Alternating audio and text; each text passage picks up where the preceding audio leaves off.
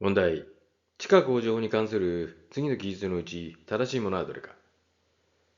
土地鑑定委員会は工事区域内の標準値について毎年2回、2人以上の不動産鑑定士の鑑定評価を求め、その結果を審査し、必要な調整を行って一定の基準日における当該標準値の単位面積あたりの正常な価格を判定し、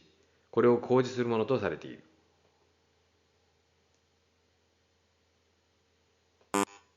誤り。土地鑑定委員会は毎年1回、2人以上の不動産鑑定士の鑑定評価を求め、その結果を審査し、必要な調整を行って一定の基準日における当該標準値の単位面積あたりの正常な価格を判定し、これを公示します。本日は毎年2回とする点が誤りです。